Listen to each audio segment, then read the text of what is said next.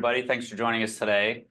As Rand said, these events are based on the magazine article. So if you haven't read the article, we'll link it in the description. So be sure to check that out. But today we're talking about tradesmen from the colonial and revolutionary eras. They would have called themselves tradesmen, mechanics. They would have gone by their particular trade name. So some of them would have been, coopers, woodworkers, things like that. But this was really a social and political and economic group that was pretty new for the Western world, really coming out of the late Middle Ages. You really have the early makings of what will become middle class. So these are people who are not landed gentry. They do not have any type of title or thing like that, but what they have are skills. And in the decades prior to the American Revolution, they start concentrating in the cities, especially places like Philadelphia, New York, and they are building a middle-class economy there, and they are also producing things. And that was pretty troubling to the British Empire because they wanted their colonists to be consuming products that were coming from the mother country. That's really the core of mercantilism. So these mechanics, tradesmen, journeymen, today we might call them, vocational type jobs. They're producing finished products in North America when they really weren't supposed to be, but they were part of this up and coming class. So it caused some political, economic, and social friction. So as a group of people, they're pretty interesting in and of themselves, but in the SAR collection, we have a number of objects that are made by some of these tradesmen who also participated in the revolution. So we're going to take a closer look at some of the ones that are in the magazine article, and then we're going to look at some other objects in the SAR collection too. So we have Drew running the camera. Have him put it down to the overhead here quick.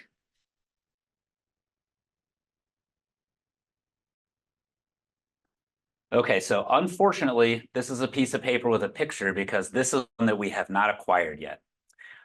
This is the first touch mark of Nathaniel Austin. He was a pewterer and he was working in Charlestown, Massachusetts. He started making pewter in probably the late 1760s, and he is considered one of the finest early American pewterers. You can find his work in places like the Metropolitan Museum in New York and the MFA in Boston and other art museums and history organizations. But he is making pewter at his home in Charlestown. This is an example of his first touch mark. So this is enlarged so you can see some of the details, but it has his name, Nathaniel Austin. And then in the middle here is what's called a rampant lion. This is a lion rearing up on its rear legs, and this is a symbol of the British monarchy. So this is Nathaniel Austin putting this mark or touch mark on his plates, and he's really, probably paying homage to the British monarchy. It's likely he's a proud British subject. But in his store in Charlestown, he is selling the plates that he's making with this touch mark on them. But then also he is selling plates that he's importing from England. Again, this is part of that kind of burgeoning middle class, and some people that made them uncomfortable. So they would go to somebody like Nathaniel Austin to buy their pewter, but they don't want to buy his pewter. They want to buy pewter that's being made in Britain and being imported, just as the mercantilist policy says they should. But so Nathaniel Austin is using this touch mark. He appears to be a proud British subject until the Battle of Breed's Hill or Bunker's Hill. Prior to that battle, British ships in Boston Harbor firebombed Charlestown, and Nathaniel Austin's property is destroyed. So he actually becomes a refugee that day, and he escapes out of the city and spends the majority of the war in a town called Lunenburg. And it's while he is there, he continues to make pewter. And the SIR is proud to have this one donated by Stephen and Vinnie Henson of the Ohio Society. You can see this is a plate he likely made during the war. that touch mark has changed. The lion has disappeared. It's just his name, Austin, in a pretty simple cartouche. He lives in Lunenburg for a few years, continues making pewter. He has to continue feeding himself, so to speak. And there are also records that he did serve in some militia duties a number of times and is listed in town records as being available for service. You can also see there's a few more marks down here. These were really up to Nathaniel's choosing. There were not set marks that had to be put on American pewter yet, so he is using these to try to mimic British pewter. But these are all just marks that he chose himself. But again, this is a fairly rare wartime production mark that Nathaniel Austin made. So he lives in Lunenburg, we think, until late 1780, when he returns to Charlestown and he rebuilds his home, rebuilds his business, and he gets back into the business of making pewter. And the SIR is glad to have this plate as well from Ed Hoke of the Massachusetts Society. You can see this is Nathaniel Austin's third and final touch mark. Replacing the lion is now a federal eagle. So this is the mark that Nathaniel Austin used from probably about the mid to late 1780s. We don't have exact records, but until he ceased producing pewter in about 1816. So through his touch marks, it's a pretty interesting journey to see, this proud British colonist living just outside Boston or near Boston. And then by the end of the war, he's using that iconography of the early federal period in Republic. Okay. So I think, Drew, if you want to come back up. All right, I'm going to lean in here a little bit. This is an object that we've talked about in selections before. Trying to get it in the screen for you there. How's that? This is a cavalry saber made by Jeremiah Snow of Springfield, Massachusetts. And we thank Jim and Terry Lindley of the Washington Society for this. This is a pretty indicative size, style, shape of a cavalry saber of the Revolutionary War era. But what's perhaps more interesting about it is that it was very likely made by Jeremiah Snow of Springfield, Massachusetts. He is a silver and goldsmith prior to the Revolution. And with the outbreak of the war, the hypothesis is that he realizes that, having worked with silver and gold, he also could probably work with brass, which is what this handle is made of. And so he starts producing these brass hilts. And then he's importing these blades from Spain. This is a very typical three-fullered Spanish blade. And then he uses the same spiral cherry grip on each sword that he likely produced. For a couple centuries after the Revolution, collectors are finding these swords and they're a nearly identical pattern every time. And so the researchers assume that, they're all probably being made by the same person or at least the same workshop. And then finally, one turns up with a touch mark. Unfortunately, the SARs is not marked, but on the ones that are, they're touch marked right here. And they have Jeremiah Snow's registered silver mark on them.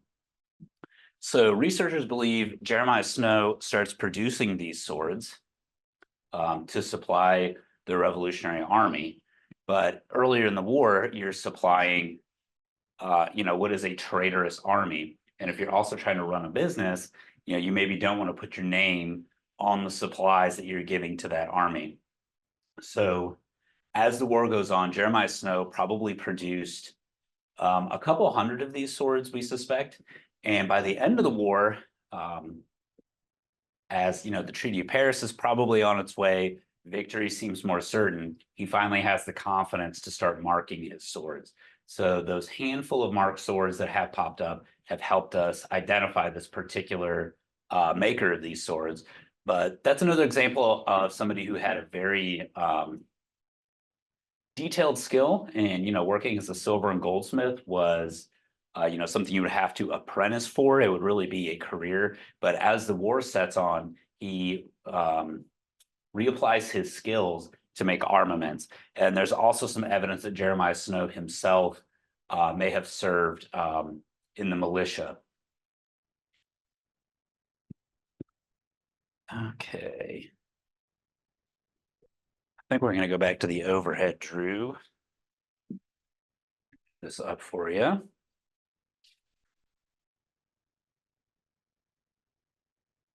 Here we have what is called a plow plane. And this was donated by Jim Maples of the Alabama Society. A plow plane is a fairly simple tool, but very useful, especially in colonial era woodworking. You can see it would actually work this way. This is how the user would have it. You put your hand here and you would guide it and you would move it back and forth on a piece of wood. And this would allow you to make parallel channels in a piece of wood. So this would be good for making things like windows, window sashes. Sometimes it could even be used for making floorboards, and you can actually loosen these, and this is adjustable. So you could, set different depths of parallel grooves. But what's really interesting about this one is that it's actually signed. Hold on to this, excuse me. Right here on the end, I. Lindenberger. So that's actually a J for John Lindenberger. He is from the northwest, southeast area, northwest part of Maryland, southeast part of Pennsylvania. This is a heavily German area. He actually serves in the what's called the German Regiment of Pennsylvania. I believe that is the 3rd Regiment. That is an all German speaking regiment. And he served from the beginning of the war right up until Valley Forge, when it appears he had some health issues. So he actually had a family member step in for him and fulfill the rest of his duties. But John Lindenberger goes home, he recovers, and he ends up moving to Newport, Rhode Island, which is actually a big center of tool production. But John Lindenberger sets up business there and begins producing tools, which is likely where he made this one, probably in the 1790s. This moving around was pretty typical for somebody like John Lindenberger. He would have learned, woodworking and the tool trade from somebody likely in his hometown, possibly, his own father, an uncle, a grandfather, something like that. But when you learn a valuable family trade like that, you're then going to have to move to a new market. You don't want to compete with your own mentor. So that was a pretty common thing to find. But this is a very clearly marked John Lindenberger plow plane. As you can imagine, a lot of these tools that we find from the late 18th, early 19th century, are in fairly poor condition because they were used, they are tools. But this is a pretty remarkable one to have from John Lindenberger. And we have really good records of his service.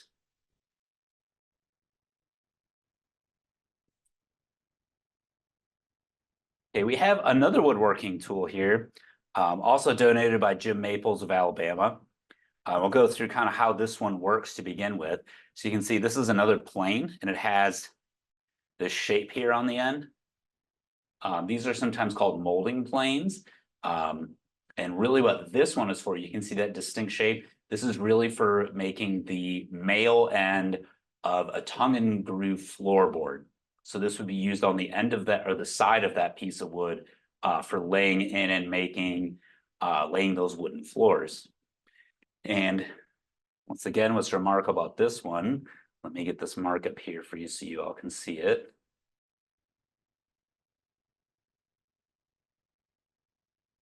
Set it down.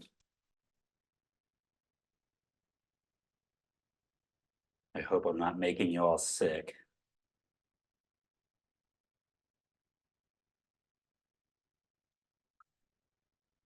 So right here, I'm sorry I can't get it to focus very well, but at the end of my fingertip are the letters B, Dean. There, I think that's starting to show up a little. So those are for Benaiah Dean. He is a known tool maker also from Rhode Island. or he later settled in Rhode Island, excuse me. He is originally from Massachusetts. So Benaiah Dean actually enlists in the Massachusetts militia in late 1775, and he travels to Boston, where he serves at the Siege of Boston for 6 months. He then re-enlists in the militia several more times and ends up serving until the end of 1779. He had a pretty remarkable record and was at a number of places.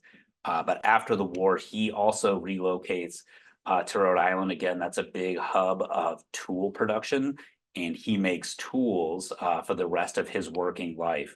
So this is one too, where you can see here between my thumbs. Let's see if I can get this to focus. There's a JB. That's the owner's stamp.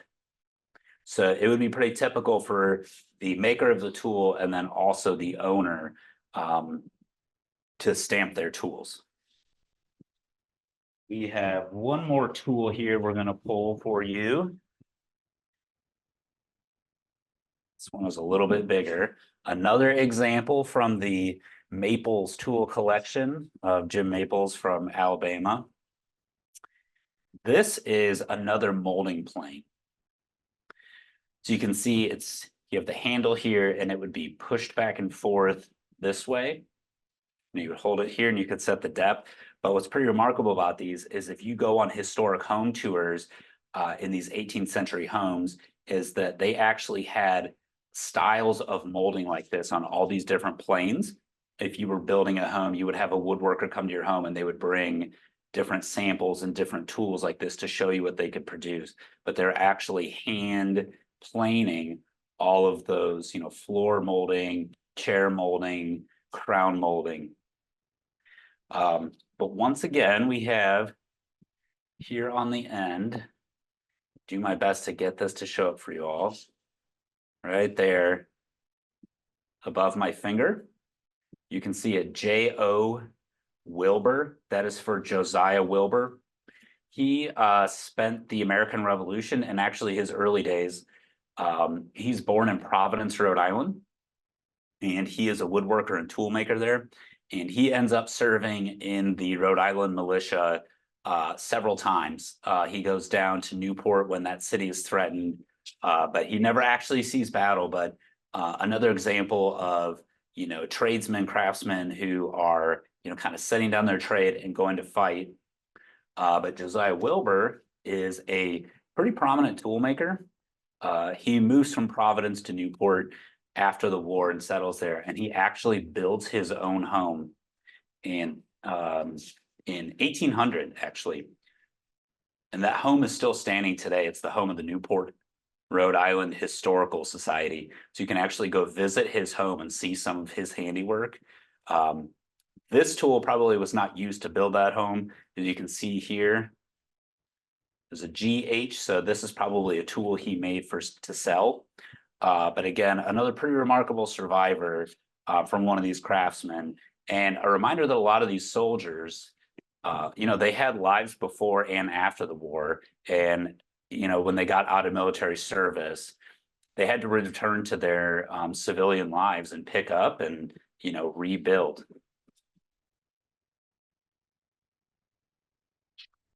Drew, if you just want to leave it on the overhead, that'll be okay. So this is an object that we have looked at a number of times here on selections from the collection. And if you want to learn more about this particular Fowler, I'd encourage you to go back into our library. But this is a Fowler made by Seth Pomeroy of Northampton, Massachusetts. Get it up here so you can see his name.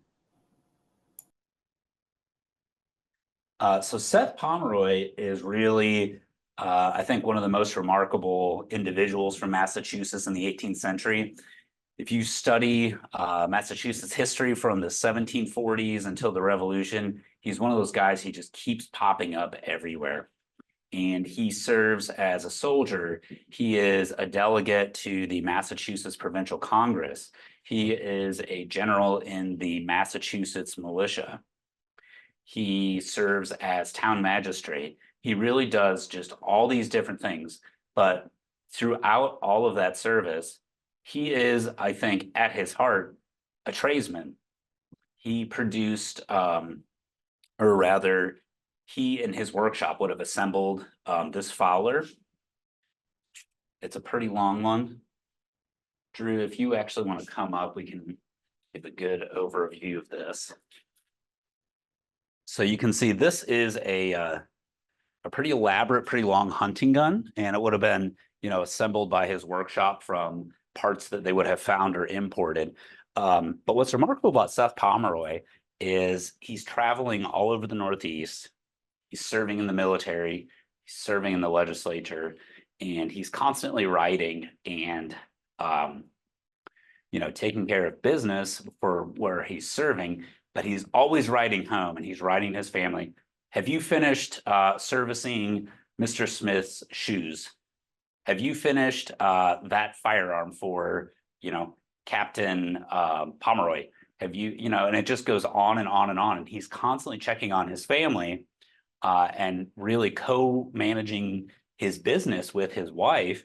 And even, he's making sure that that home business is continuing to run and operate. And then even when he is serving in the military, he's also kind of double dipping, so to speak, where he's working on contract for, this colony of Connecticut or the colony of Massachusetts. He's fixing firearms and other, mechanical devices that are being used in the military.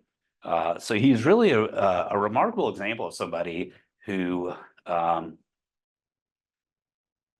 the word is escaping me. He's really a jack of all trades.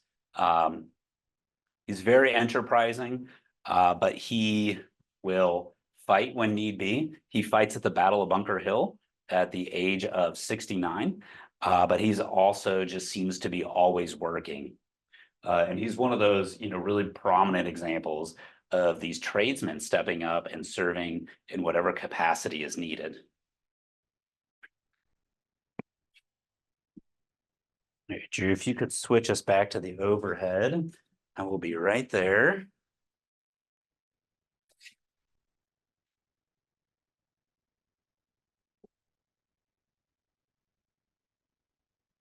So again, this is another object we've talked about on selections before, but we're going to talk about it from a little bit different perspective today. This is one of the more remarkable objects in the SAR collection. Bring this up to you so it'll focus a little. Sorry about that. This is a miniature portrait of Dr. James Craik by Charles Willson Peale. And I would encourage you to go back and look at some of our other selections to learn more about it. But Dr. James Craik was George Washington's personal physician. They met on the Braddock campaign and they became fast friends, and they remained friends for the end of their lives. And Dr. Craik was actually one of the attending physicians at Washington's death. And this miniature portrait was done at Valley Forge in late April, early May of 1778. But what's pretty remarkable about it is that it's done by Charles Willson Peale. At that point, Peale is kind of living as an itinerant artist. He is trying to become a full-time artist, but he hasn't made it in that career yet. So he joins the Pennsylvania militia, and he is serving in 1777, and he is actually stationed at Valley Forge. He spends the winter there as a soldier, but he is also, once again, like Seth Pomeroy, he is kind of double dipping, so to speak. He has a commission from Continental Congress to do a full-length portrait of George Washington, and that actually ends up becoming the painting that is at the Pennsylvania Academy of Arts. It is Washington at Princeton, the one where he is leaning on the cannon. But while he's there, Peale is kind of putting his skills to use however he can. So while he's waiting for Washington, who notoriously hated to sit for portraits, he really felt it was a waste of his time. Charles Willson Peale starts painting all of his general staff. And this is one of those paintings that he did. So Dr. James Craik probably would have paid him a small commission. I'm not quite sure how Peale found time in the midst of all of his duties to also be doing these paintings, but He clearly had some special privileges given his contract. And Charles Wilson Peale ends up painting over 50 of Washington's general staff, and they all look very similar to this. It's a watercolor on ivory, and you can see Dr. Craig is wearing his Continental Army uniform, but a pretty remarkable survivor, and one that the SAR is very glad to have. It was donated to the Society in 2010 by Mary and James Craig, and it ended up here in Louisville because James Craig, pictured here, his grandson actually moved to Kentucky in the 1830s, and the family brought it with them.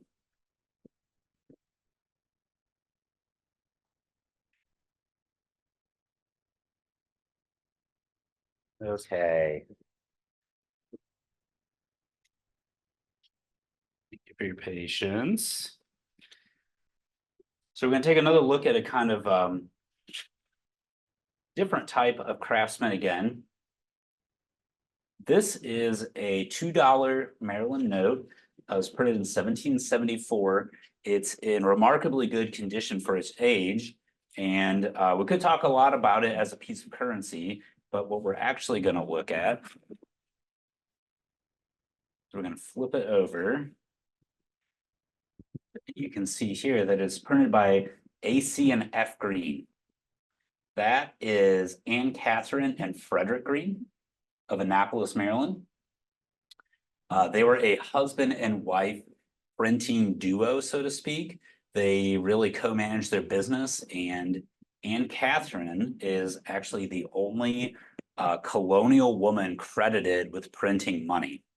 Shortly after this bill is printed in 1774, her husband Frederick passes away, and she carries on the business by herself, which was pretty remarkable. So she continued printing. She printed currency, and while she couldn't serve in the military, she became the official printer for the Maryland legislature.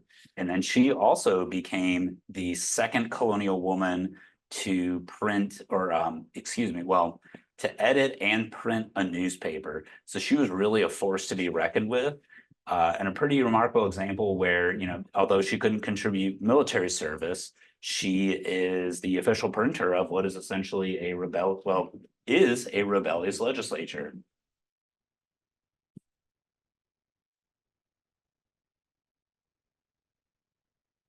All right, let me get my gloves on, and Drew, if you could come back up.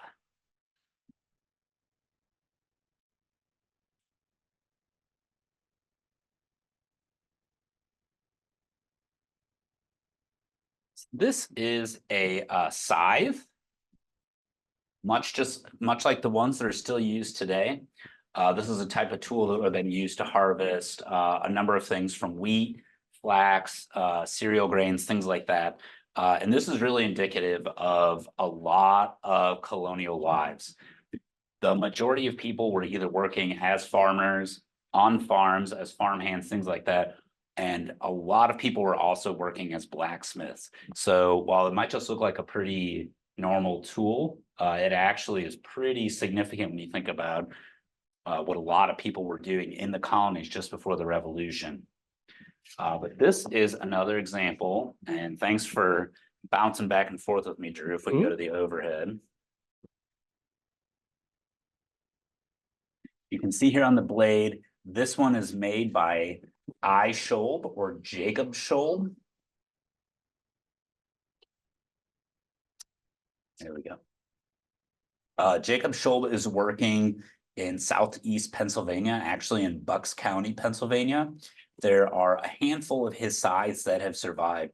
And what's pretty remarkable too is that he was making these scythes. He was also making gun barrels during the Revolution.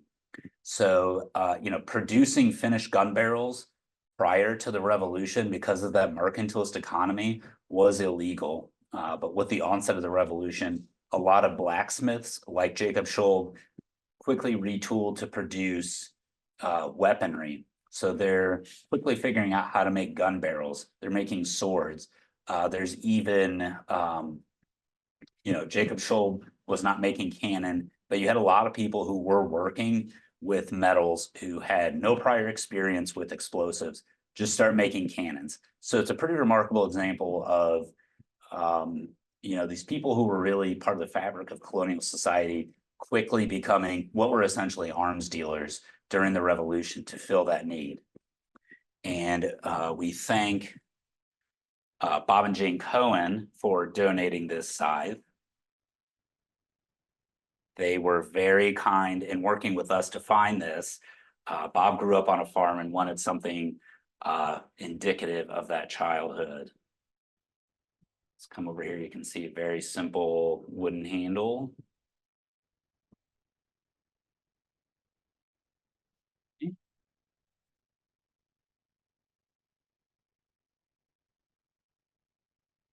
Sorry, Drew, could we pop back up?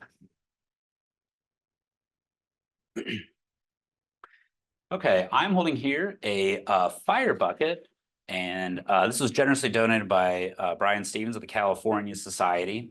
And we pulled this one to try to think of tradesmen and craftsmen in a little bit different type of perspective. This was owned by Joseph Haven of Newport, Connecticut. Portsmouth, New Hampshire. I'm saying too many towns. He lived in Portsmouth, New Hampshire, and while he is not cited as an SIR patriot, his father and his grandfather both were. His father supplied the Continental Army with material goods and also signed a loyalty oath, and his grandfather was a delegate to the Massachusetts First Provincial Congress. So he comes from a pretty staunch patriot family, and it was curious that he did not serve himself. But with this fire bucket, we found we found good records about him and his involvement with the Fire Society there in Portsmouth. This one is actually dated 1793.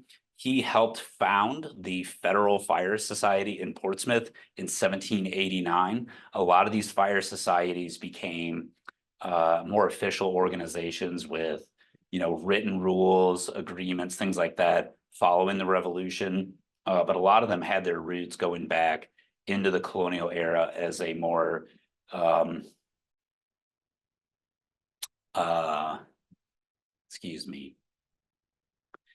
a less formal type of fire society. It was, much like today's volunteer fire departments.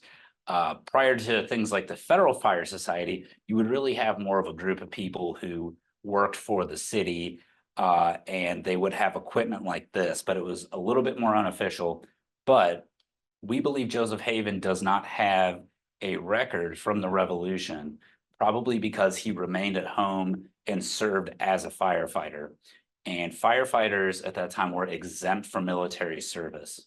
Fire was an ever-present danger in 18th century cities. The majority of buildings are built of wood. Everyone's cooking at home with fire. Fireplaces are used to heat the home.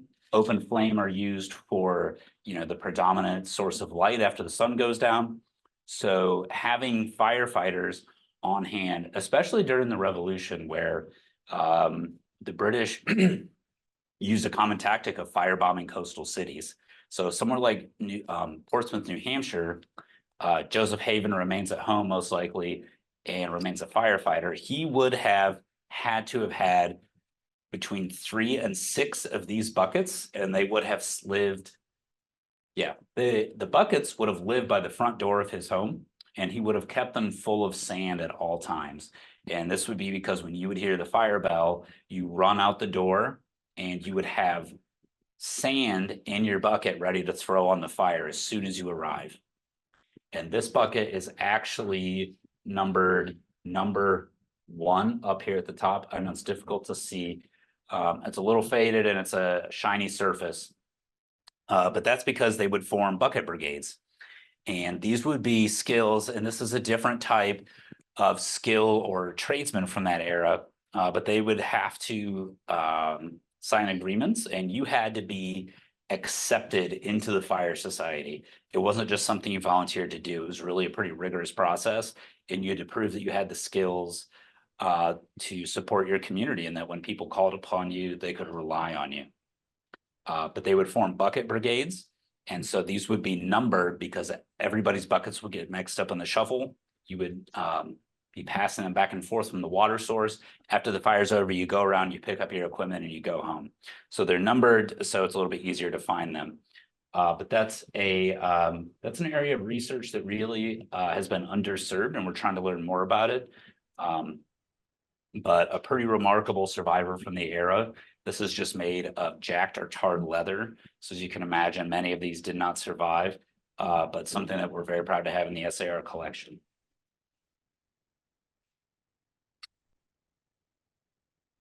Okay, Drew, if we could go to the overhead, please.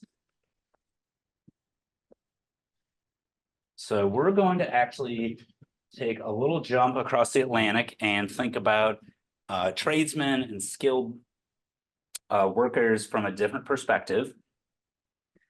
This is a spyglass, and this was donated by Phil and Paul Mitchell of the California Society. Move this up so you can see it. So this is a 3-draw spyglass. I'll pull it out a little bit here for you. So this is made by the skilled mathematician George Adams. Trying to get that on there so you can see it. His signature's right there. My apologies. It is a very small signature and it is very shiny.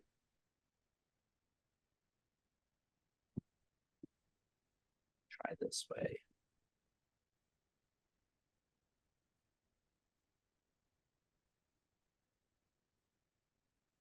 There we go. There's a little bit better.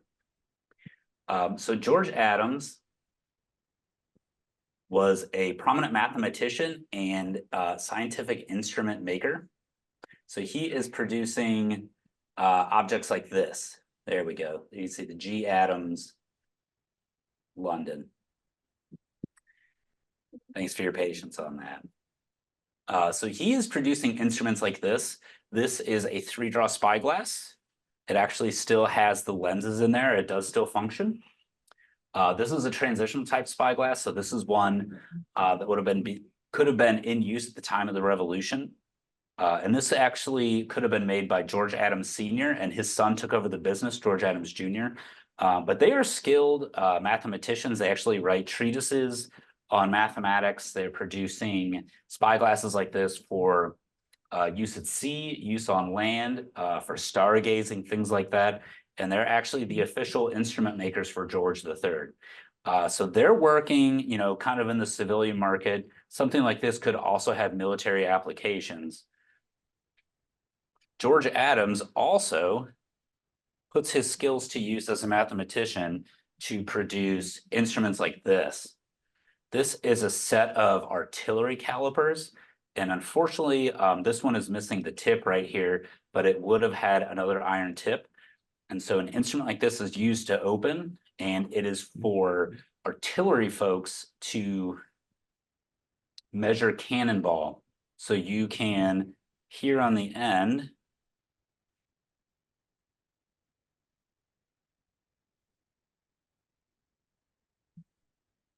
apologies, trying to get it to focus. You can see there's actually measurements for the size of cannonball. So somebody like George Adams, who's really working as a skilled mathematician, instrument maker, also has opportunities to work as, you know, essentially an arms dealer. And he puts on here, unfortunately, we don't have time to go through all of them, but he has different formulas for the weight of different materials. So if you are a cannoneer and you're moving a cannon, it can help you figure out how much that's going to weigh. If you're looking at a building or a target that is made of a material you can identify, this will help you figure out how much it weighs. It also has here on the back, there are trigonometric drawings that help you figure out, you know, if you're dropping mortars on a position, it helps you figure out your arc and angle. It's a pretty remarkable essentially pocket computer, slide rule, so to speak, for artillery. And, this is another example of where people in the trades could participate in these military campaigns in a number of different ways. So I'm going to sit this down and I'm going to step just off camera and I'll rejoin you in a second.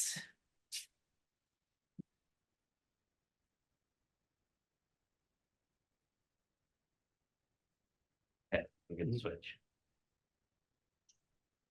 All right, so we are featuring today on Selections from the Collection, probably the biggest object we've talked about.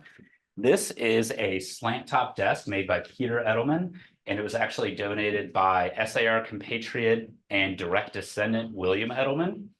Peter Edelman was a furniture maker, and he also served in 3 tours during the Revolution. Interestingly, each of those tours that he served in, he was a substitute, first for his brother-in-law and then second for another family member. But this is one of about a dozen pieces of his furniture that has survived from the era. This one was made about 1790, and this is actually as we said, a slant top desk. So you would open these to provide a support, and this top opens to provide you with a writing surface. And then you have drawers in here to keep all of your papers, pencils, pens, things like that.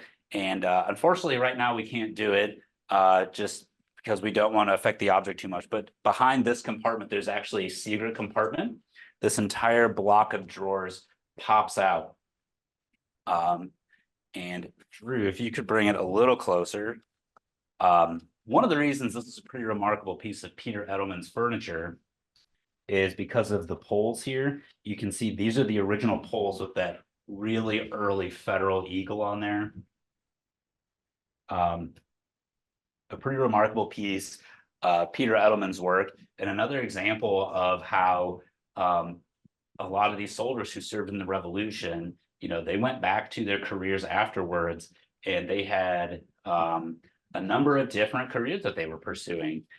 This is another one we could do an entire presentation on, but I think with that, I think we've done about our 45 minutes. So I am going to jump back behind the table and we'll take some questions.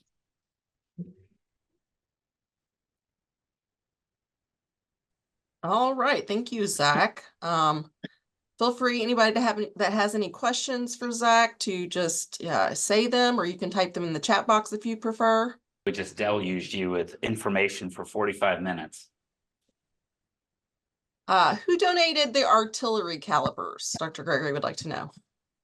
Yeah, my apologies. That was Brooks Lives of the North Carolina Society and Paul Callahan of the Michigan Society. And Dr. Rudy Bird of the Arizona Society as well. My apologies.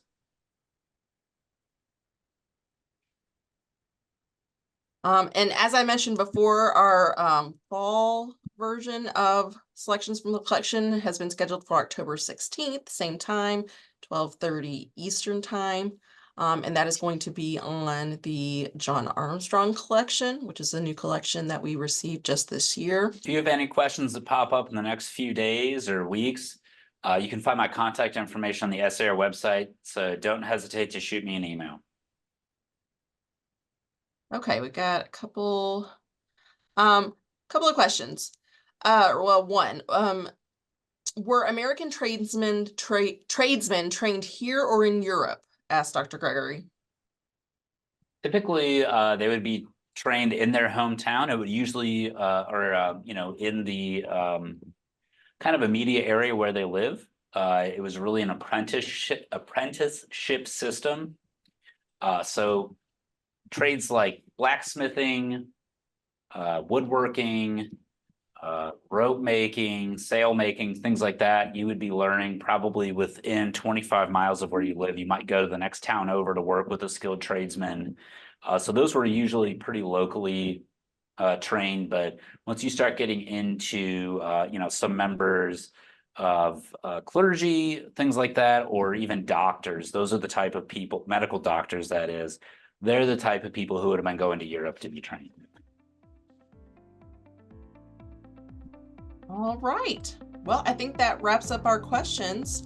So we'll go ahead and wrap this up. And once again, hope to see you all next time on October 16th. Thanks for joining us.